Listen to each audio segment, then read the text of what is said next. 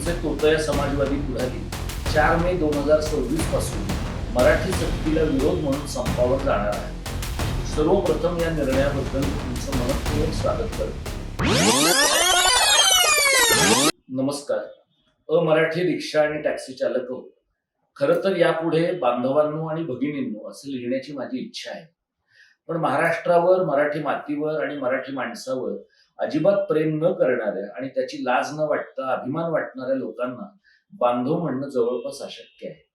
वर्तमानपत्र आणि वृत्तवाहिन्यांवरील बातम्यांवरून असं दिसतं की तुम्ही आणि तुमचे तोतया समाजवादी पुढारी 4 मे 2026 पासून मराठी सक्तीला विरोध म्हणून संपावर जाणार आहात।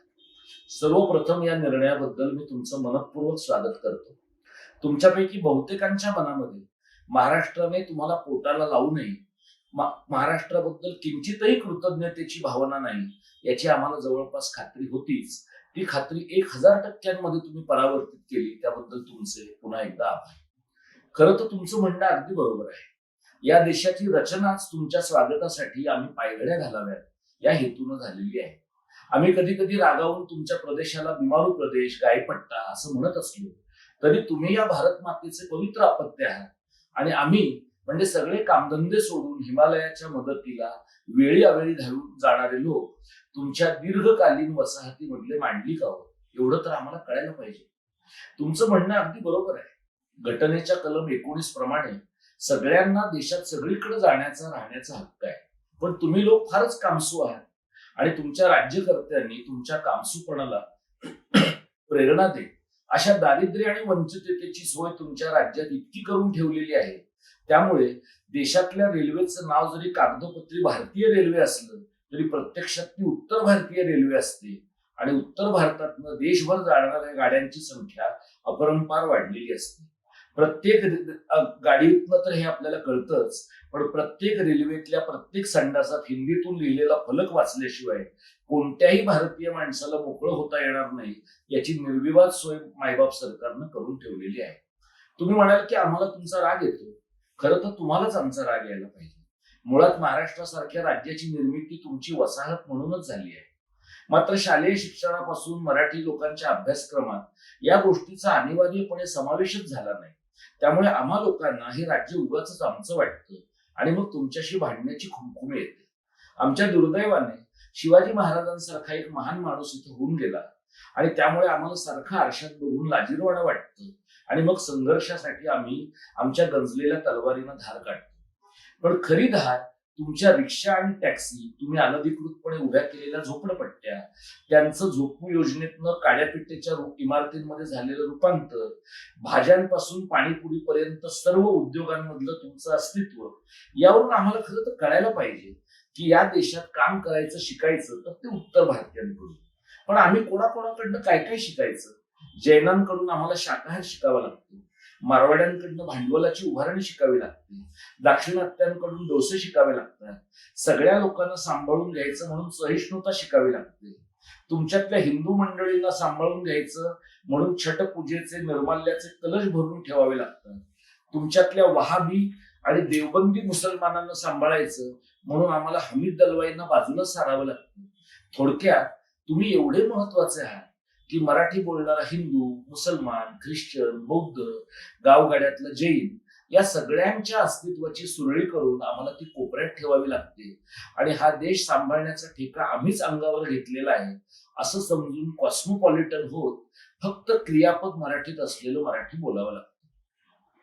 महात्मा फुल्यांनी अविद्येने काय अनर्थ केले आहेत हे आम्हाला सांगून ठेवलं आहेच, पण परप्रांतीयांनी काय अनर्थ केले आहेत ते आम्हाला अनुभवायला लागतात, पण त्याबद्दल आवाज करायचा नाही अशी शिक्षा आम्हाला मिळाली आहे।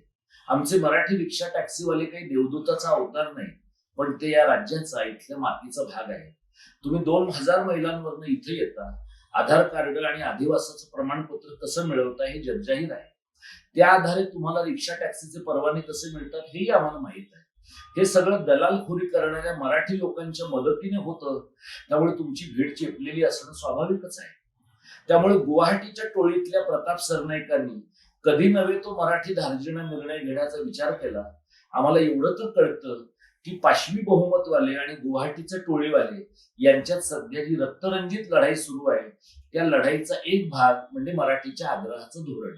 काही का असेना, मीरा भाईंदरला आल्यावर माझ्या तोंडातून आपसूक हिंदी येतं असं लाजिरवाणं विधान करणारा माणूस मराठीच्या आग्रहाची जाहीर भूमिका मांडतो, हे काव्यात्म न्यायासारखंच आहे.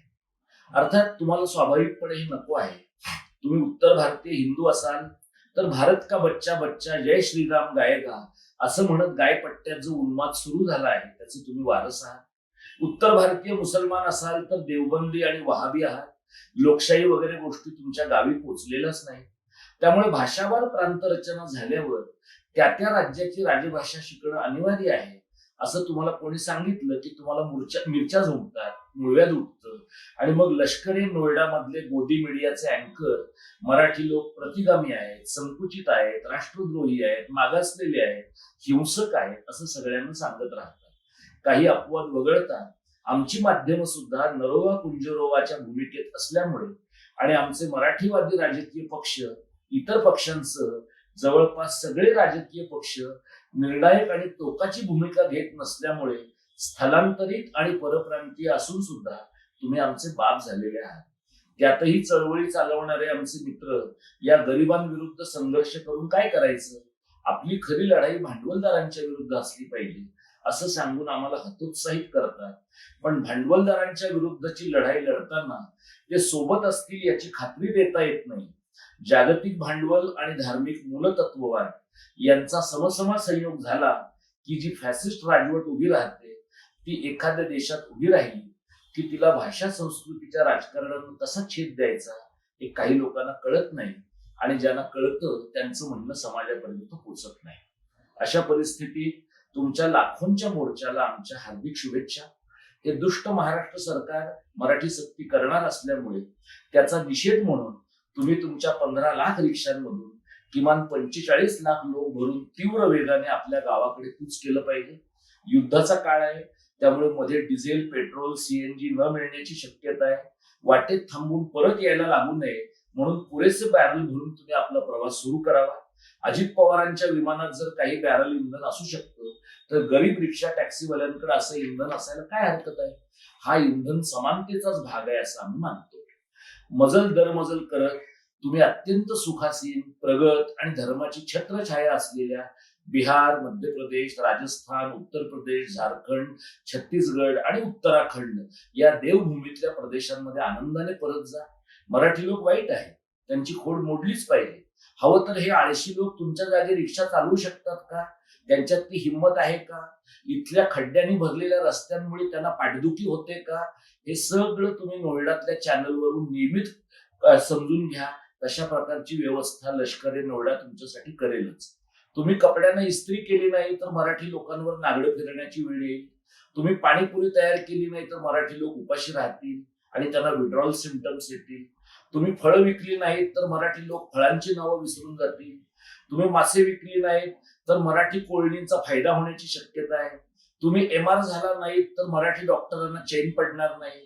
तुम्ही प्लंबिंग आणि इंटेरियरची कामं केली नाहीत तर लोकांच्या घरातल्या गोष्टी तुंबून राहतील आणि महाराष्ट्रभरात लोक पत्रे टाकून राहतील.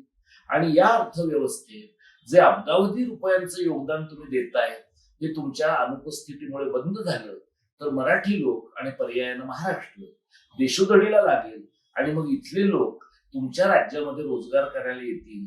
जेव्हा ते येतील तेव्हा तुम्ही त्यांच्यावर नक्की हिंदीची सक्ती केली पाहिजे आणि आता कशी अद्दल घडवली असं म्हटलं पाहिजे. तर मराठी लोक हो, आता आपण पुन्हा एकदा घाबरून जाण्याची वेळ आली आहे. गुजराती मारवाड्यांचा पैसा नसेल तर मराठी माणूस भिकारी ठरतो. दाक्षिणात्यांसारखं इंग्रजी आलं नाही, उत्तर भारतीयांसारखे कष्ट करता आले नाही, म्हणजे थोडक्यात आपण एक स्वतंत्र भाषक समाज म्हणून जगायलाच पात्र नाही अशी आपली समजूत करून देण्यात आली आहे.